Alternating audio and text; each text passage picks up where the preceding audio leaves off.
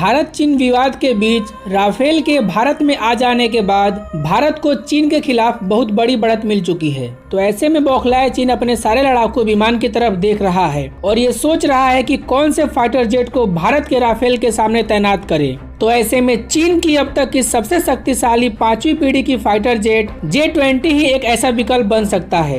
बता दूं कि J-20 को शक्तिशाली और 5वीं पीढ़ी का फाइटर जेट होने का दावा केवल चीन करता है, परंतु दुनिया इस दावे को लेकर बहुत सारी सवाल उठाती है। तो दोस्तों आज मैं भारत की राफेल और चीन की चेंगडू J-20 की तुलना करूंगा। कौन कितना पावरफुल है, किसकी क्षमता कितनी है और अगर दोनों में आमना सामना होता है तो कौन जीतेगा। तो दोस्तों वीडियो को पूरा लास्ट तक देखते रहिए, मैं आपको पूरे डिटेल में बताऊंगा। दोस्तों राफेल एक 4.5वीं पीढ़ी का फाइटर जेट है, तो वहीं चीन का दावा है कि उसका J-20 5वीं पीढ़ी का स्टील्थ फाइटर जेट है, परंतु यह एक अफवाह है जो चीन के द्वारा फैलाई गई है। दरअसल किसी भी फाइटर जेट को उसकी टेक्नोलॉजी, उसका इंजन और उसका किसी भी फाइटर जेट के जल्दी रडार में न आने की क्षमता ही स्टेल्थ बनाती है, परंतु चीन के J-20 में ऐसा कुछ भी देखने को नहीं मिलता। बता दें कि चीनी J-20 में सुखोई 30 का इंजन लगा हुआ है, जो कि 3.5वीं पीढ़ी का फाइटर जेट है। और टेक्नोलॉजी और डिजाइन की बात करें तो चीन ने अमेरिका के F-22 रैप्टर की डिजाइन की चोरी करने की कोशिश की है, परंतु वो पूरी तरह से सफल नहीं हो पाया।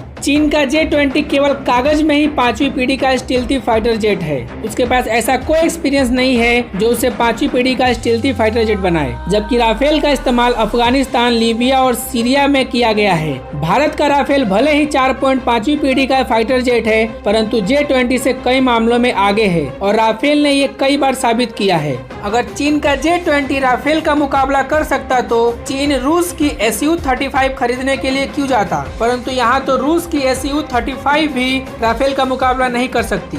राफेल के हथियार, उसके सुपीरियर सेंसर, उसकी डिजाइन, 4 मिसाइल के साथ सुपर क्रूज करने की क्षमता, उसकी स्टेल्थी विशेषताओं के सामने J-20 और Su-35 का कोई मुकाबला ही नहीं है। यहाँ तक कि राफेल ने 2009 में UAE में अमेरिका के F-22 रैप्टर को भी डिटेक्ट कर लिया था। तो वहीं दोनों की सुपर कॉम्बैट एबिलिटी मतलब मुकाबला करने की क्षमता की बात करें तो राफेल अपनी वजन का 1.6 गुना भार उठा सकता है। यह J-20 से ज्यादा फ्यूल और हथियार ले जा सकता है। सबसे बड़ा अंतर यह है कि यह ओमनी रोल विमान है जो एक सोटी में कम से कम 4 मिशन को अंजाम दे सकता है, जबकि J-20 में इतना फ्यूल ही नहीं होता कि वो 4 मिशन को अंजाम दे। इसके अलावा इसमें इस्तेमाल की जाने वाली मिटियोर और स्काल्प मिसाइल भी राफेल को J-20 और Su-30 से कहीं ज्यादा शक्तिशाली बनाती है। और साथ ही लास्ट मूवमेंट में इसमें लगा हुआ हैमर मिसाइल ने भारतीय वायुसेना की शक्ति को और बढ़ा दिया है। बता दें कि राफेल में इस्तेमाल की जाने वाली मिटियोर मिसाइल 150 किलोमीटर तक मार करने वाली